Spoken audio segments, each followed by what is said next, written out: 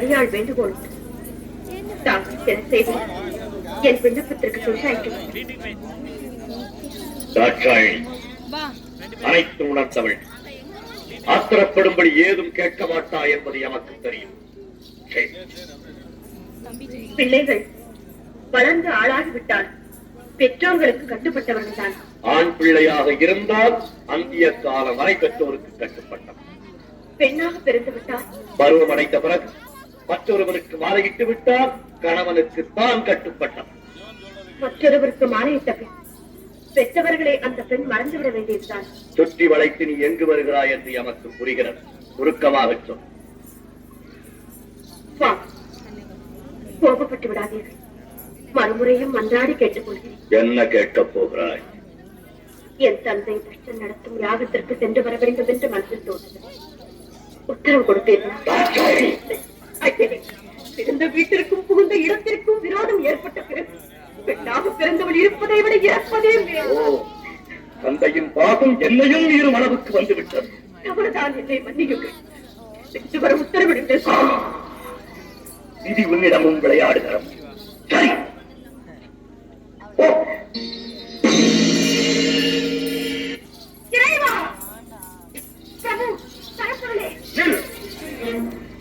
எங்கு வந்தாய்?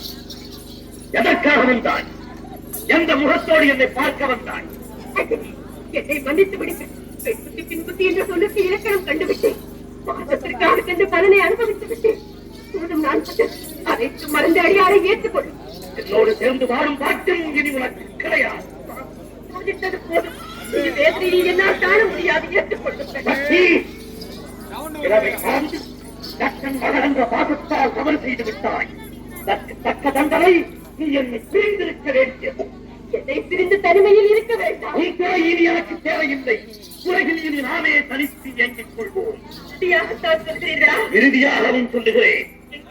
என்னை பார்த்து இனி ஒரு முறை சொல்லுங்கள். உனக்கு பார்க்கவும் தயாராகில்லை. ஈசனே, என் துணையின்றி உம்மால் ஒரு காலம் தனித்து இயங்க முடியாது என்பதை நன்றாக நினைவில் வைத்துக் கொள்ளும். சக்தி ஆணவத்தால் அழியாதே. சர்வம் சிவமயம்.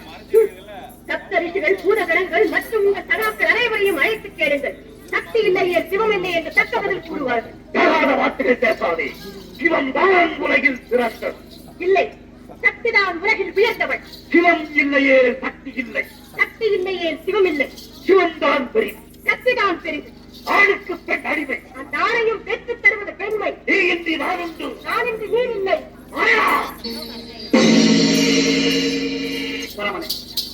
அறிந்தும் அறியாதவர் போல் எதற்காக இந்த நாடகமானது? சக்தி இல்லையே சிவம் இல்லை, சிவம் இல்லையே சக்தி. இருவரும் சேர்ந்திருப்பதுதானே உலகம். தினம் தணிந்து சிவசக்தி சமேதராய் காட்சியல்.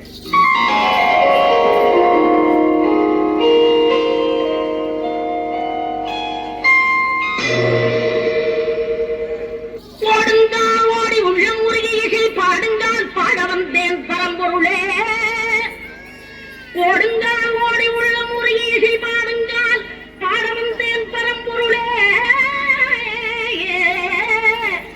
ஆடுங்கால் எடுத்து நடமிடுவாய் இறைவாவும் தமிழமுதை படித்த நான் பாடும்படி. தமிழமுதை படித்த நான் பாடும்படி.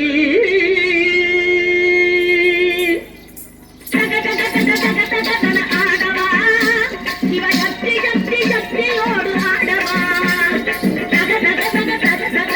ஆடவா இவ சக்தி சக்தி சக்தியோடு ஆடவா.